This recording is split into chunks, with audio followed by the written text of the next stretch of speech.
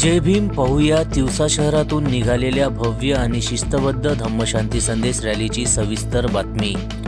8 जानेवारी पंचशील धम्मध्वज दिनानिमित्त तिवसा शहरात काल धम्ममय वातावरण पाहायला मिळालं. तिवसा येथील आनंदवाडी परिसरात पंचशील धम्मयात्रेचे आयोजन करण्यात आले. याच निमित्ताने काल सकाळी 10 वाजता धम्म शांती संदेश रॅली काढण्यात आली. या रॅलीत समता सैनिक दलासह शेकडो अनुयायी सहभागी झाले होते. युवक युवतींचा उत्स्फूर्त सहभाग आणि अत्यंत शिस्तबद्ध पद्धतीने निघालेली ही रॅली संपूर्ण गावातून मार्गक्रमण करत होती. रॅली दरम्यान शांती, समता आणि बंधुतेचा संदेश देण्यात आला. या धम्म शांती संदेश रॅलीची सुरुवात तिवसा येथील डॉक्टर बाबासाहेब आंबेडकर सभागृहापासून करण्यात आली. यावेळी समता सैनिक दलाच्या वतीने धम्मध्वजाला मानवंदना देण्यात आली.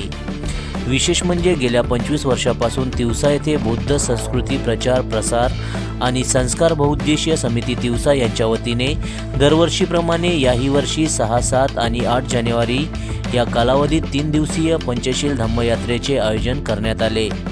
ही यात्रा विदर्भातील एकमेव धम्मयात्रा असल्याचे सांगितले जाते. या 3 दिवसाच्या यात्रेत विविध प्रबोधनपर कार्यक्रमाचे आयोजन करण्यात आले असून राज्यभरातून लाखो भीमसैनिकांची उपस्थिती पाहायला मिळाली. यामध्ये समता सैनिक दल, मोर्शी आणि आर्वी या दलांचा विशेष सहभाग होता.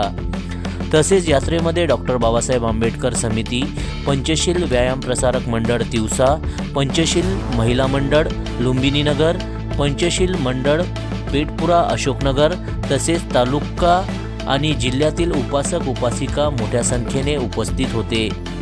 या संपूर्ण यात्रेचे यशस्वी आयोजन आणि नियोजनासाठी बौद्ध संस्कृती प्रचार प्रसार आणि संस्कार बहुउद्देशीय समितीचे सर्व पदाधिकारी आणि सदस्य यांनी अथक परिश्रम घेतले आहे. जनसमर्थन न्यूज, तिवसा, जिल्हा अमरावती. मी अनिल रामजोत थुल, नगरसेवक, तिवसा नगरपंचायत. गेल्या 22 वर्षापासून इथे जे चालू आहे पंचशील धम्मयात्रा, त्याप्रमाणे आजही इथं आम्ही लोकांकडून म्हणजे त्यांचा जो वाटा म्हणजे यामध्ये आम्ही तो सर्व जमा करून ह्या कार्यक्रम घेत आहे.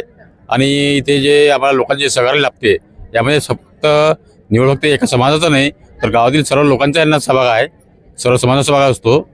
आणि पण मला एक असं दुःख वाटते की ज्याप्रमाणे या तालुक्यामध्ये जो ब दर्जा किंवा अ दर्जा जो प्राप्त केलेला आहे प्रत्येक जे सामाजिक स्थळ आहे, त्याप्रमाणे समजा हे पण समजा एक सामाजिक स्थळच आहे. यांना समजा 22 वर्षांमध्ये हे चालू आहे, पण इथे कोणी आजपर्यंत प्रयत्न केलेला नाही आहे का याला बा एखादा कोणता दर्जा मिळाला पाहिजे. तर माझी अशी विनंती आहे की हे जे राजकीय लोक आहे यांना इथे काहीतरी प्रयत्न करून यांना एखादा दर्जा मिळून यावा, जेणेकरून ते जे काही विकास कामं आहे ते करता येईल आणि लोकांच्या सुखसुखीसाठी त्याचा फायदा होईल.